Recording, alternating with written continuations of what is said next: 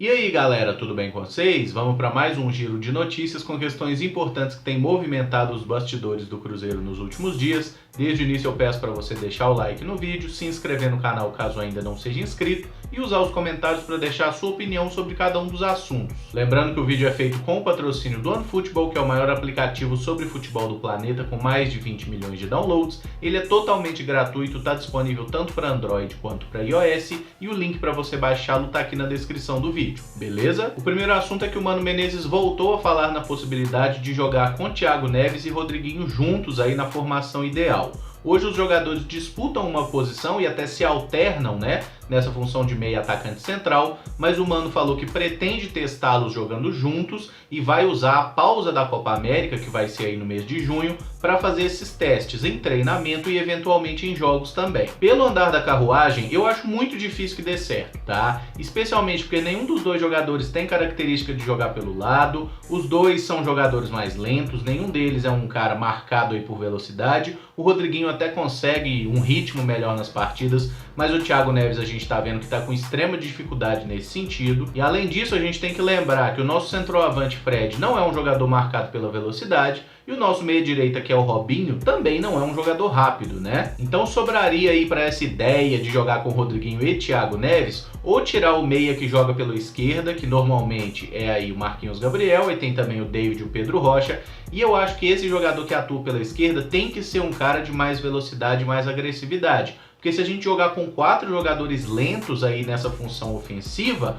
o time não vai andar. Ou melhor, até vai andar, só não vai correr, né? Mas a outra alternativa seria tirar um volante, né? Porque aí jogaríamos com apenas um volante e 4 meias. O tal do 4-1-4-1 que muita gente fala, mas tem que ver se funciona. Eu acho bem difícil funcionar. Talvez o Rodriguinho poderia ser o cara a voltar, né, como um segundo volante no momento sem bola e sair para o jogo quando a gente estiver com a posse. É interessante na teoria, mas na prática eu realmente não sei se funciona, porque Thiago Neves e Fred são cara que recompõem pouco, o Robinho e o meia esquerda até se esforçam bastante para fazer essa recomposição, mas a gente sabe como que é o Mano Menezes. Ele é um cara que, se tiver que escolher entre ataque e defesa, ele vai priorizar o sistema de defesa. Na minha opinião, tá na hora da gente superar um pouco alguns conceitos aí meio ultrapassados, como essa ideia de time titular. Você não precisa ter 11 definidos na cabeça da torcida. Eu acho que isso era uma coisa que o pessoal falava. Não, o técnico não dá padrão de time, ninguém sabe qual é o time titular. Por que precisa saber qual é o time titular? Não é melhor você ter 20 jogadores bons, 25, 22 pelo menos, para poder alternando, rodando a equipe de acordo com a necessidade, com a característica do time, do que ficar preso sempre aos mesmos 11 jogadores? Será que essa coisa de você é o titular, você é o reserva, não acaba fazendo mais mal do que bem para o elenco? São questionamentos que eu deixo aí para vocês responderem e darem suas opiniões nos comentários, tá? A respeito de Rodriguinho e Thiago Neves juntos, eles só jogaram alguns minutos assim na temporada, que foi na decisão do Campeonato Mineiro, né? Naquele momento que o Cruzeiro estava desesperado, precisando de um gol a qualquer custo. O Mano lançou o Thiago Neves no campo, tirou um dos volantes, o Cruzeiro ficou com uma formação mais ofensiva e a gente até conseguiu marcar o gol, mas não foi diretamente por uma jogada deles, foi um lance individual do Pedro Rocha, né, que aí teve a mão do Leonardo Silva, o pênalti, o Fred bateu e converteu em título. Torço para que dê certo, mas acho que não vai funcionar e que no decorrer da temporada, Rodriguinho e Thiago Neves vão disputar uma posição no campo. O Fred foi homenageado lá no clube, né, pelo presidente Wagner Pires e tudo mais, pelos 100 jogos completados com a camisa do Cruzeiro. E eu acho legal que o Cruzeiro tenha esse reconhecimento com os jogadores, porque você acaba fortalecendo laços aí entre jogador e clube. No nosso elenco atual, além do Fred, outros 12 jogadores também já ultrapassaram essa barreira de 100 jogos com a camisa do Cruzeiro. Os goleiros Fábio e Rafael, o zagueiro Dedé, o Léo, o lateral esquerdo Egídio, aí os volantes tem o Henrique, o Lucas Silva, o Romero, o Ariel Cabral e os meias Robinho, Rafinha e Thiago Neves. Precisei contar nos dedos aqui, mas não esqueci de ninguém não. Eu acho que essa questão de ter um elenco assim já entrosado, os caras que se conhecem, conhecem o clube, respeitam também o clube, porque ninguém fica tanto tempo aí vestindo a camisa do Cruzeiro se for um otário. Até o próprio elenco já lima esse cara, que o cara dura pouco por aqui. Ter tanta gente que conhece o clube, que tá familiarizado aí com a Toca da Raposa, o ambiente é muito bom, né? Todo mundo ressalta isso, não só jogadores, mas até pessoal da imprensa quando vai no Cruzeiro fala isso também, que o ambiente dos caras é muito bom. Eu acho que tudo isso pesa positivamente pro Cruzeiro aí mais uma temporada seguir brigando por todos os títulos, e a gente espera, né, que pelo menos um dos 3 grandes títulos a gente consiga esse ano, de preferência a Libertadores, mas ninguém vai achar ruim se a gente ganhar o Brasileiro ou a Copa do Brasil de novo também não. O atacante Marcelo, né, que foi destaque do Cruzeiro aí no Sub-20 nas 2 últimas temporadas, inclusive foi artilheiro do nosso Sub-20 2017 e 2018, está perto de acertar seu empréstimo para o Vitória. O jogador teve uma breve passagem pelo Ipatinga na disputa do módulo 2 do Campeonato Mineiro, jogou 4 partidas lá pelo time do Vale do Aço. Como o Ipatinga não se classificou para a fase final, ele é um dos jogadores que voltaria ao Cruzeiro, né? Assim como o Gustavo Ricci,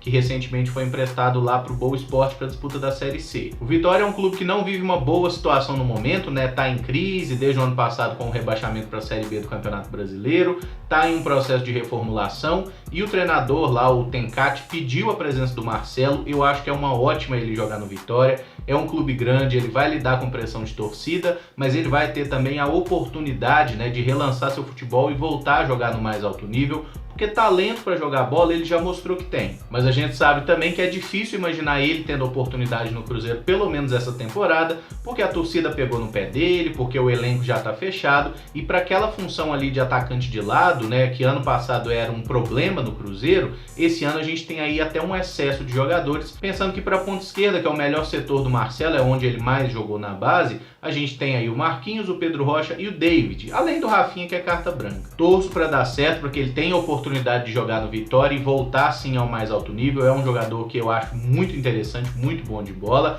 E aí a gente tem que lembrar que o Vitória tem um certo crédito com o Cruzeiro, de um jogador eles poderem levar por empréstimo com o Cruzeiro pagando metade do salário. Isso foi acertado na época que o David veio para o Cruzeiro, que o Vitória poderia levar 2 jogadores com o Cruzeiro pagando parte do salário. Um jogador foi o Brian, né, que jogou a temporada passada por lá, não foi muito bem, tá perto aí de encerrar o seu contrato com o Cruzeiro, acho que é até nesse mês de maio, e aí o Vitória pode levar mais um jogador, parece que vai ser o Marcelo, ainda não fechou, mas aparentemente está por detalhes. E falando nessa questão de salário, o pessoal do All Sport está fazendo uma série de reportagens falando aí dos jogadores mais bem pagos do futebol brasileiro. Na verdade, o primeiro capítulo é sobre os 10 jogadores mais bem pagos, mas eles vão fazer uma série com média salarial de jogadores, com alguns capítulos aí, e aparentemente é uma série muito interessante, muito bem feita por bons jornalistas, não do tipo daquele atleticano que também trabalha no UOL, mas a gente sabe, né, que adora criar crise no Cruzeiro. No caso dessa matéria, são bons jornalistas, vou deixar o link para ela, inclusive, né, para o primeiro capítulo, e fala lá dos 10 jogadores melhor remunerados no futebol brasileiro, considerando os valores em carteira de trabalho, tá? No regime de CLT. Nesse contexto, o Cruzeiro tem 2 jogadores entre os 10 melhor remunerados no futebol brasileiro. O Fred é o segundo lugar na lista, segundo maior salário, e o Fábio está em 4º lugar. É importante ressaltar que no futebol brasileiro é uma prática comum que o salário do jogador em carteira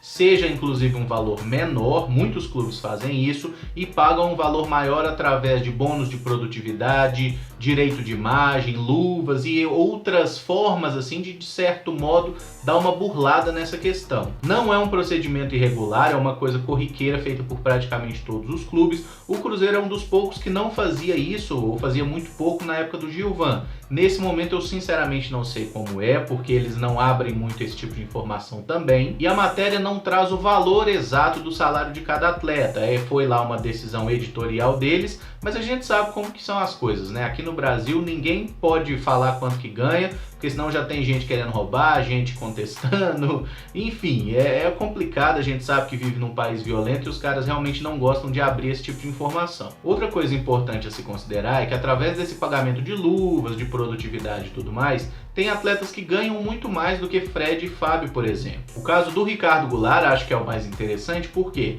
parte do salário dele é pago pelo clube chinês e o Palmeiras paga um valor maior de luva e maior de bonificação por jogo, por gol e tudo mais, inclusive do que o salário. Então, se for somar tudo, o Ricardo Goulart deve ganhar aproximadamente um Fred, um Fábio e mais uns 3. Sinceramente, não me surpreende nada Fred e Fábio estarem na lista dos mais bem pagos, até porque são jogadores de um nível mais alto. Fred é um cara que já jogou fora do país, já jogou 2 Copas do Mundo, o Fábio é um cara que só nunca foi para a seleção porque realmente os técnicos preferiram outros nomes, mas nível para jogar na seleção ele já provou que tem, inclusive está jogando em alto nível até hoje com 38 anos, então são jogadores que naturalmente, o Fábio tem até um aspecto aí que seria um certo plano de carreira, ele está há 15 anos no Cruzeiro, então é natural que a cada renovação de contrato ele ganhe um pouquinho a mais. Já o Fred é um cara que chegou ao Cruzeiro com um salário alto porque é de fato o melhor centroavante do futebol brasileiro, isso aí não tem muito o que discutir. Eu não me importo que o Cruzeiro pague salários tão altos para jogadores que estejam entregando muito dentro de campo, até porque isso acaba se tornando investimento de fato. O que atrapalha mesmo é pagar salário alto para jogador ruim, para jogador que não entrega dentro de campo. E eu parto do princípio de que ninguém no futebol brasileiro merece ganhar o que ganha. Eu acho um absurdo os salários que são praticados aqui, especialmente considerando o nível técnico do nosso futebol, que é muito pobre em relação aos melhores lugares onde se joga futebol no mundo, que são as grandes ligas da Europa. Clubes do nível do Cruzeiro, por exemplo, se a gente fizer uma conversão de moeda, o orçamento do Cruzeiro não é muito diferente, por exemplo, de um clube grande lá de Portugal. E olha a capacidade que um clube grande de Portugal tem para atrair jogadores, olha a visão de mercado que eles têm e olha a nossa. É realmente um grande desperdício de dinheiro que os clubes brasileiros fazem pagando tanta grana para jogadores que não têm esse nível todo. E eu considero que da mesma forma que esses jogadores, Fred, Fábio, Thiago Neves, Dedé, são os caras que ganham os maiores salários aí dentro do elenco do Cruzeiro, eles têm que ser proporcionalmente os jogadores mais cobrados quando as coisas não estão funcionando bem. E infelizmente eu vejo que a torcida costuma pensar um pouco diferente, porque quando o Cruzeiro tá mal, por exemplo, primeiro se culpa o técnico, depois se culpa os jogadores da base, e os últimos jogadores a serem cobrados são justamente esses que são referência e que, na minha opinião, se são os mais exaltados, tem que ser os mais cobrados. O link da reportagem está aqui na descrição do vídeo, mas só passando mesmo, entre esses maiores salários tem aí o Lucas Lima, que é um bom exemplo de mau investimento, né? Que é um cara que ganha muito e não está jogando nada lá no Palmeiras. Mas tem o Bozelli do Corinthians, tem Everton Ribeiro, tem Arrascaeta, tem Gabigol, e o jogador com maior salário em carteira no Brasil é o Dudu do Palmeiras. Bom galera, esse vídeo fica por aqui, deixa aí nos comentários a sua opinião sobre cada um dos temas, se acha uma boa o Marcelo ser emprestado, o que você acha, se tem alguma surpresa aí com os altos salários de Fred e Fábio, e também nessa questão tática, né, pelo menos como você acha que poderiam se encaixar aí Rodriguinho e Thiago Neves na mesma formação do Cruzeiro, beleza? Não esquece de deixar o like no vídeo e se inscrever no canal caso ainda não seja inscrito. Muito obrigado por acompanhar, um abraço e até o próximo vídeo. Valeu!